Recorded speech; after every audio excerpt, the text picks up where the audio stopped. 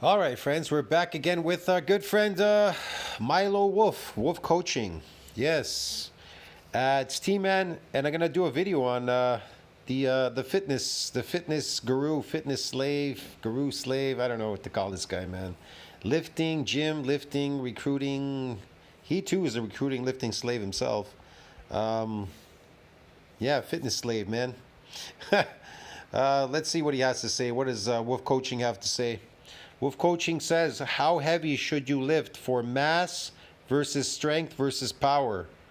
Um, yeah, lifting for mass. Lifting doesn't create mass. Now, will it give you an adaptation in strength? Yeah, you can. Well, I'll talk about this versus power. Power is important. You lose power as you get old. You lose a lot of power. That's why you can't run down the street. Look, man, if you can't move fast and run down the street and get up off the floor quick, you've got no power. That's the thing with old people. They lose power as they get old. What's that? It's a dysfunction in the mitochondria. So you have to try to figure out how to get your mitochondria to work properly. That's the whole point. Anyway, okay, man, let's see what he has to say. How heavy should you go for mass versus strength versus power? By the end of this video, I'll have broken down the results of dozens of studies to give you the science-based answer. Okay. Welcome back, Dr. Wolf here, PhD in sports science with Wolf Coaching. Different people train for different goals. Me, I just train for this. Dr. Milo Wolf. He's got doctor in front of his name. He could be a chiropractor. Would you want a chiropractor doing surgery on you? You understand what I mean, man?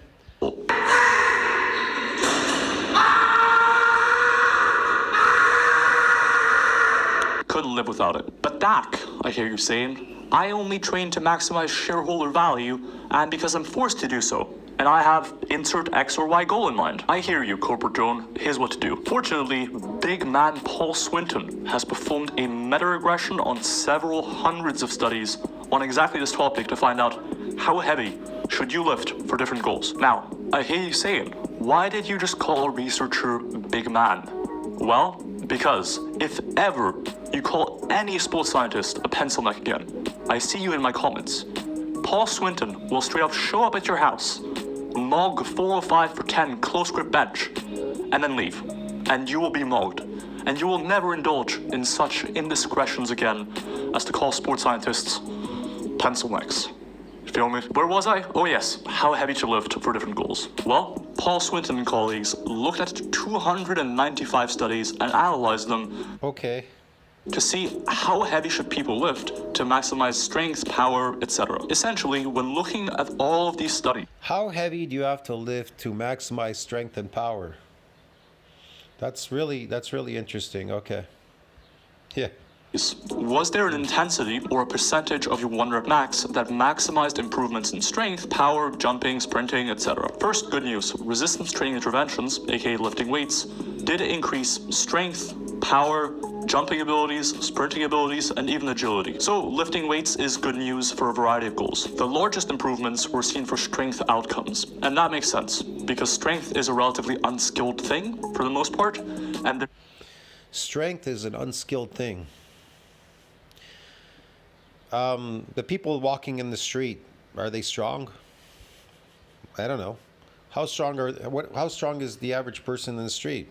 I don't know. Everybody's strength is slightly different than each other, right? Some people are a little bit stronger than other people, depends on their fiber count, what they were born with, and so forth and so on, what they're eating, a bunch of stuff. I don't know. Why do people go to these artificial gyms to lift artificial man-made weights? Because they want to get better at lifting objects, moving objects around. You understand me? They see other people, they're able to move objects around a lot easier than them. They feel they're inadequate. Mostly it's because your artificial diet, you've got low testosterone because you're eating an artificial diet. So you think you're weak. You've never been normal, so you don't know what normal is. Once you stop eating your drug addiction, carbohydrate, drug addict diet, then if you get off the drugs, then maybe you'll know what it's like to be a normal person. There's a lot of people out there. They've been in a coma their entire life. You know what I mean? And they finally woke up. Yeah, that's why they don't remember anything. They've been in a coma the last 10 years. When they wake up, they don't remember anything. There is less of a specificity component as opposed to something like jumping or sprinting, which has much more of a skilled component. Sprinting in particular has a pretty I like jumping. I like sprinting. You need power. It's based on mitochondria. They need to be working. They need to be functioning at optimally. meaningful technical component, which means that transference from lifting weights and getting stronger in the gym to how well you sprint isn't as strong. Did you see that kid? I don't know how much drugs he's eating. This carbohydrate drug diet he must be on pounds of it. Then he's running on that thing like crazy. He's like these rats they do studies on. They have cocaine and sugar. They give them the sugar drug and they just run like crazy. Long as for something like just pure strength. Another caveat is that very few of these studies looked at agility. Pure strength. The outcomes, but ultimately, who cares about agility or freaks? All I care about is strength, aka how much I can lift, muscle, and finally, flexibility. Yeah, but you can't lift a lot because you're human. So he's gonna try to practice at it. Insert Jason Genoa clip. Straight out of the hospital, baby. It's John Cena. First, let's look at strength. And basically for strength, the heavier you go, the better. And this applied all the way to like 90 to 100% of your wonder max. With that being said, there was a slight inflection point. Is very important. And if you're looking to get maximally strong, and this makes sense. Specificity is very important. And let's look at strength. And basically for strength, the heavier you go, the better. And this applied all the way to like 90 to 100% of your wonder max. With that being said, there was a slight inflection point around 70%. What if I could tell you there was an easier way to lift heavier weight? What if I could tell you there was a much more easier way to do this? Would you do it? Where additional benefits of going heavier and heavier for how much strength you gained started to slow down. And this makes sense. Specificity is very important. And if you're looking to get maximally strong in short duration expressions of strength, like for example a 100 max if you're a powerlifter, going heavier is more specific to your outcome of interest. It is more similar to what you're training for. Essentially, train as you mean to compete. So if you're training for maximum strength... This is so boring, man. You have to train for maximal strength. You have to do this. You have to do that. Meanwhile, all I have to do is go and eat a lot, and it's going to give me strength. This is funny. I got to go to the gym and everything and be starved, half starved, and try to gain some strength, get good at lifting something. Meanwhile, it's all based on eating.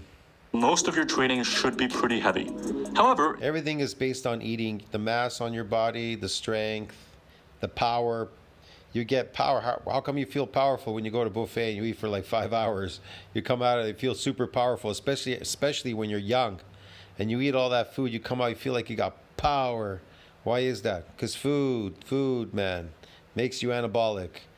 Protein makes you anabolic. What else? What else? Gives you mass on the myofibula, right? What else does it do? Makes you super strong. Why? Because it suppresses the catabolic hormone, convert the catabolic hormone to an androgen so it doesn't compete with the myocytic androgen receptor. Why is that? Because we know that myocytic androgen receptor controls the strength but not the mass of the limb muscles. So what controls the mass? Protein synthesis does.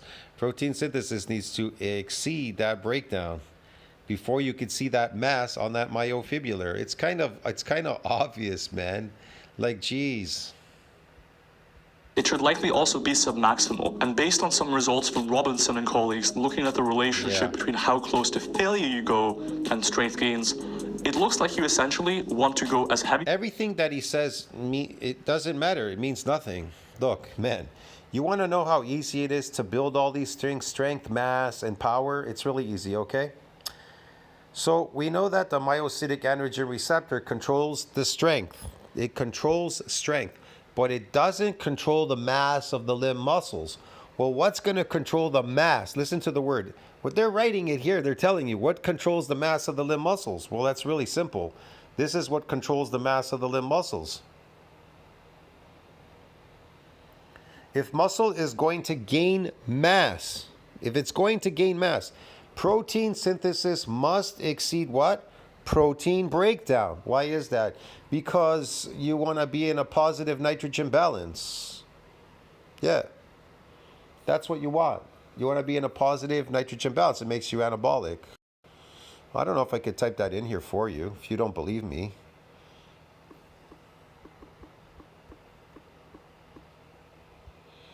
Positive nitrogen balance. What does that mean to you? Positive nitrogen balance is associated with periods of growth. See that? If you are in a positive nitrogen balance, it is associated with periods of what? Growth. Hypothyroidism and tissue repair and whatever, and pregnancy. Because of this, the intake of nitrogen into the body is greater than the loss of nitrogen from the body. Thus, there is an increase in total body pool of what? Protein. Now, if you don't understand that, I should post this in my section just so people see that. Sorry about that. Oops. Ah, damn it. I don't know where that went now. That's why. Hold on a second.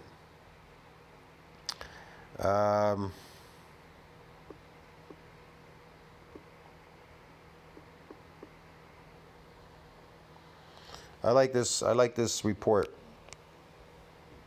I'm gonna put it in my community section. So yeah, positive nitrogen balance. Okay, like it said there.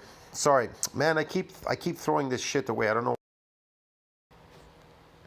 Hold on a second.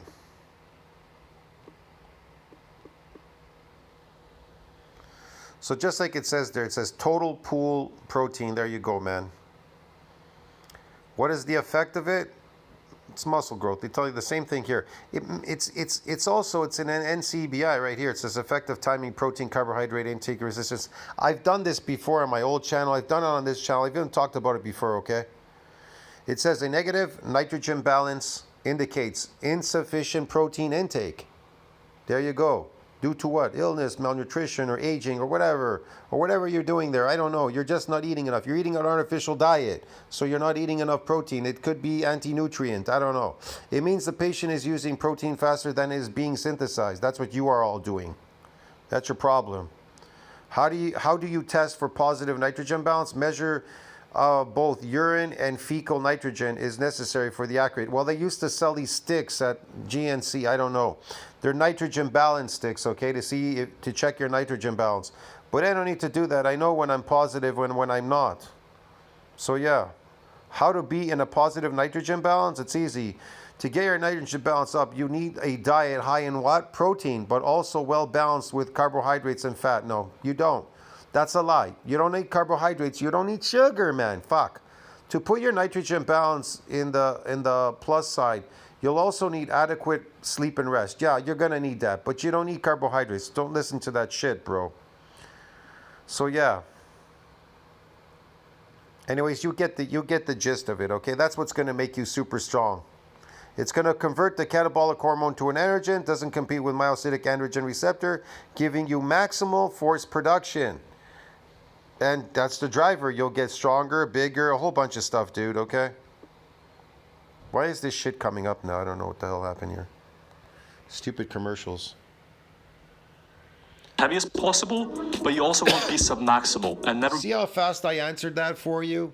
So what do you want to be in a positive what? Nitrogen balance. How do you do that? When protein synthesis exceeds that breakdown, because your body's building up and breaking down proteins all day. But when you go to a gym and you lift weights, you need to be very careful. Now, if you're adapted and you're trying to build mass on the myofibrillar, just the mass, and you're adapted, okay, it's really simple. You're going to lift weights. You don't need to go high repetitions because you're not moving for muscle damage. You're just moving to get an adaptation in lifting heavier weight. Myocytic androgen, you're trying to accumulate more myocytic androgen receptors for more force production. And then when you're in an anabolic growth state, it's the catabolic hormone doesn't compete anymore with the myocytic androgen receptor. It's binding with it, giving you more force production. See how easy it is? So what do you need to do to get mass on the myofibrillar, to get super strength, and to get power? It's really simple. You need to be in a positive nitrogen balance. Okay, dude? It's really simple. And guess what that's going to do? It's going to build the mass on your myofibrillar. It's going to suppress the catabolic hormone, convert it to an androgen so it doesn't compete with the myocytic androgen receptor, binding with the androgen receptor, giving you maximum, and I mean max force production now, more force production than before. Okay, then faster and bigger than the last time. And it's going to give you more power doing that. That's what's going to happen. You're going to get more power. See, end of video. Video's over. I just killed this guy. Get it, dude?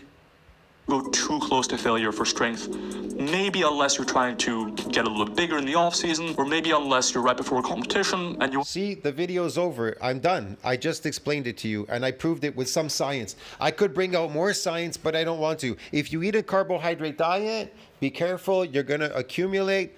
It's a drug. You're going to accumulate sarcoplasmic muscles. If you want to build sarcoplasmic hypertrophy fake muscles, eat carbohydrates. If you want to build mass on the myofibula, like serious mass and strength and all that, you're going to eat a diet that's high in animal fat and protein. That's what you're going to do. And maybe some seafood.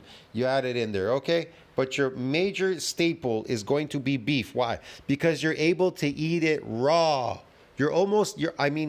If you have to barbecue it, you barbecue it for like half a minute on one side, half a minute on the other. You can basically eat it practically raw, rare, very rare. When I go to the Mandarin, I ask the guy when he's making them, I tell him, I want them very rare, like practically raw. So he just throws it on one side, throws it on the other, and gives it to me on my plate. So I'm eating it practically raw.